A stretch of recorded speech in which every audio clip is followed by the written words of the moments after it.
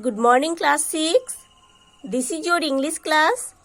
Today in this video we are going to study chapter 6.1 of unit 6 in your English book.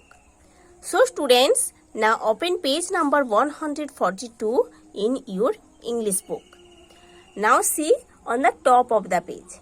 There is chapter 6.1 of unit 6.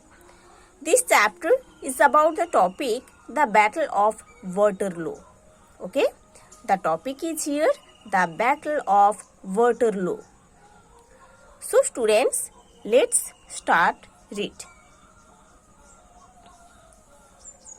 The Battle of Waterloo was won on the playing fields of Eton. The Battle of Waterloo was won on the playing fields of Eton. Means the victory of the Battle of Waterloo took place on the playing fields of Eton. Do you know who said these words and when? Do you know who said these words? Which words? These words. And when? So, the question is here, do you know who said these words and when?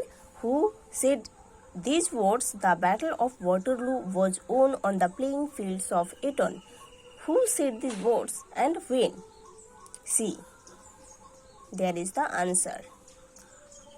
It was the Duke of Wellington who said these words after winning the Battle of Waterloo. Okay, so it was the Duke of Wellington who said these words after winning the Battle of Waterloo. See what Duke means. Duke means the highest rank of a nobleman belonging to a family of high social position. Okay. So, Duke means what? Duke means the highest rank of a nobleman belonging to a family of high social position. So, it was the Duke of Wellington who said these words after winning the Battle of Waterloo. This battle was fought on 18th June 1815 between Britain and France. This battle was fought on 18th June 1815 between these two countries, Britain and France. Okay, this battle was fought on 18th June in the year 1815 between these two countries, Britain and France. There was a fierce battle near a village named Waterloo. There was a fierce battle means there was a terrific battle near a village named Waterloo, which is now in Belgium. Now, which is in Belgium. About 45,000 men were killed in this battle. About 45,000 men were killed in this Battle of Waterloo. The Duke of Wellington was the commander of the British forces. The Duke of Wellington was the commander of the British forces. He defeated the French general Napoleon Bonaparte, who called himself the Emperor of France. Now see which emperor means. Emperor means the ruler of a group of countries. Okay, the ruler of a group of countries. So, the Duke of Wellington was the commander of the British forces and he defeated the French general Napoleon Bonaparte, who called himself the Emperor of France. The Duke won high praises for his victory over the French. The Duke won high praises, high compliments for his victory against Napoleon Bonaparte, as he defeated his country French. But the great warrior gave all the credit to the famous Eton school where he had studied. But the great warrior, Duke of Wellington, gave all the credit to the famous Eton school where he had studied.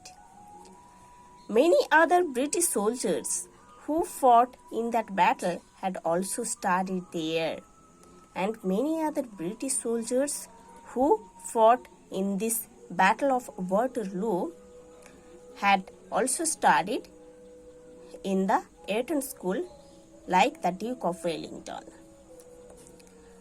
Eton was then one of the largest public schools of England. Eton was one of the largest public school of England. When the Duke of Wellington said that the Battle of Waterloo was won on the playing fields of Eton, he meant to say that it is in schools and colleges that the future citizens of a country are saved. Okay? When the Duke of Wellington said that the Battle of Waterloo was won on the playing fields of Eton, he meant to say that it is in schools and colleges that the future citizens of a country are saved. It is in schools and colleges that students learn discipline and the other good things, and it is in schools and colleges where students learn discipline and the other good things.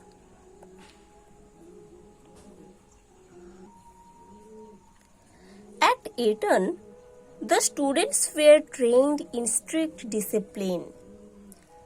At Eton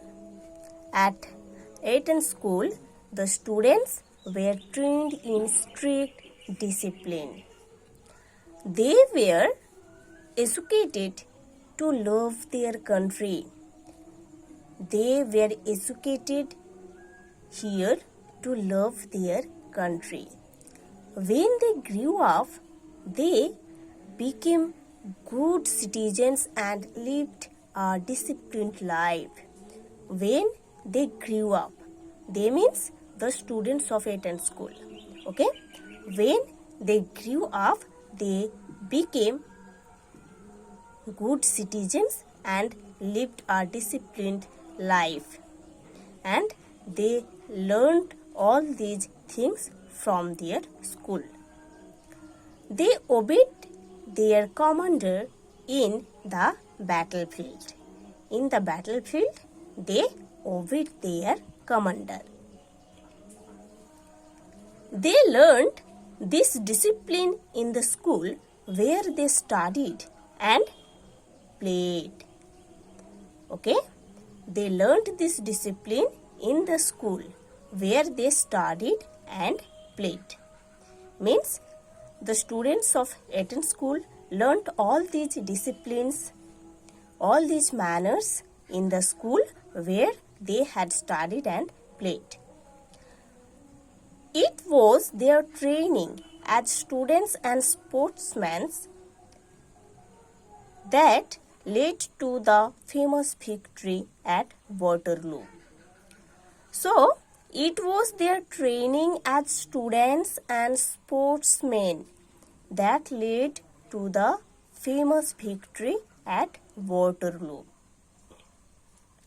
So, The students of Eton School gave its students a good training as students and sportsmen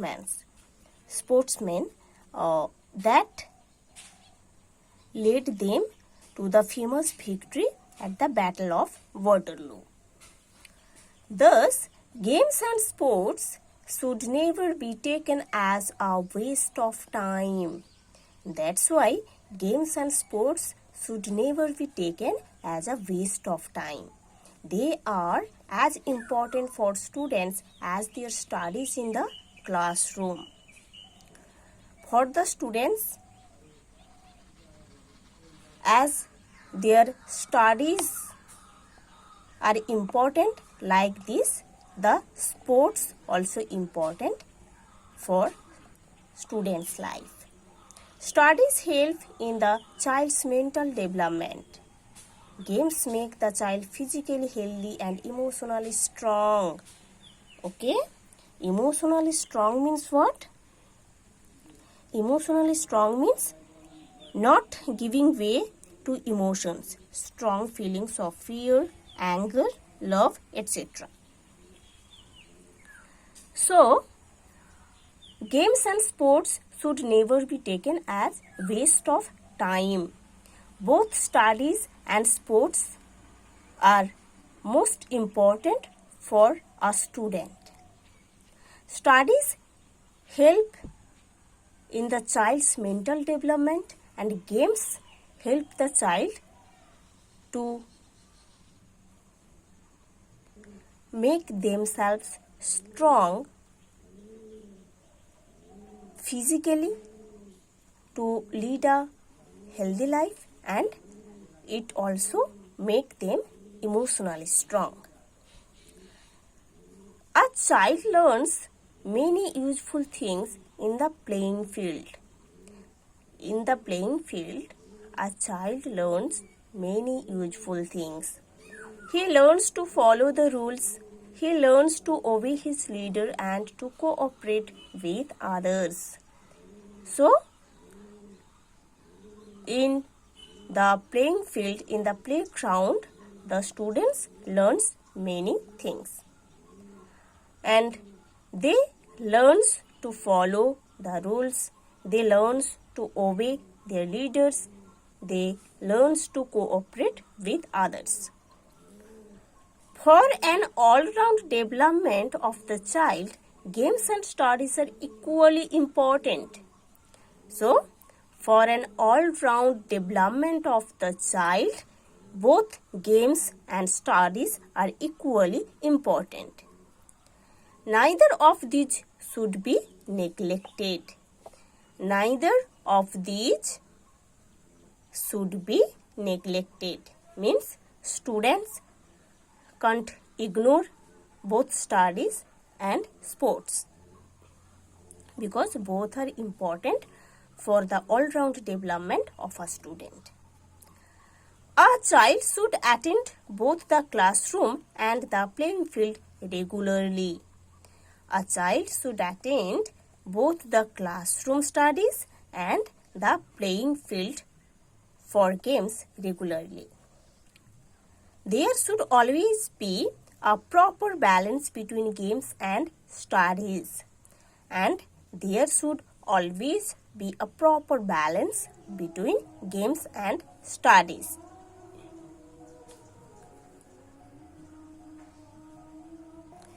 Means students have to give equal importance for studies and sports. Work while you work, play while you play, say the wise men of the world. Okay? The wise men of the world say this statement that work while you work, play while you play. Means when you work, you have to give the full concentration in your work. When you play, you have to give your full concentration in play. If you do this thing, then you will be successful. Games and sports give us enjoyment. They keep us healthy also.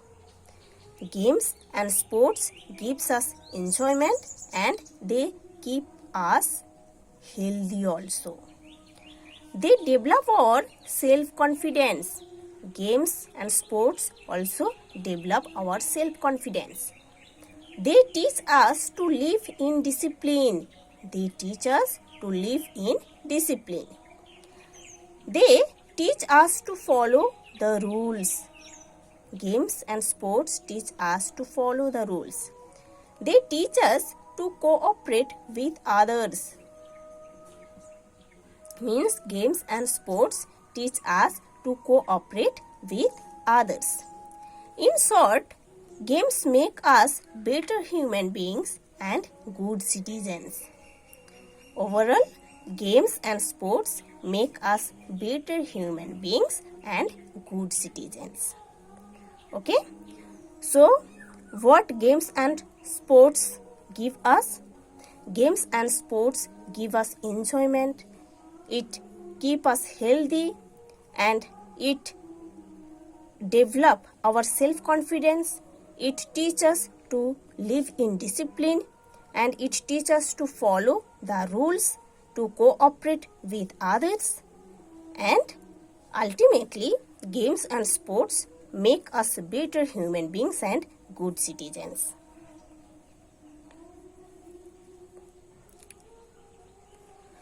For an all-round development of the child, games and sports should be an integral part of their education. What integral means? Integral means being an essential part of something, not separate from. Okay? Being an essential part of something, not separate from. So, for an all-round development of the child, games and sports should be an essential part of their education. Means, for the all-round development of students, it is very essential to include games and sports in their education. But sadly, most schools in our country don't have proper facilities for sports. But it is very sad thing that most schools in our country don't have proper facilities for sports and games. They don't have good playgrounds. They don't have good playgrounds. They don't have good ingredients for playing. They don't have good sports teacher to teach the students. These are the sad things of our country. In the other hand, parents too want their children to devote all their time to studies. On the other hand, the parents want their children to give all their time in studies. They don't like much their taking part in games. The parents also don't like much their taking part in games. The parents also don't like that their children take part in games. They want their children concentrate in studies all the time. How do you feel about your school and your parents? How do you feel about your school and your parents? So students, you have to study the whole chapter properly and you have to do the questions given from this chapter.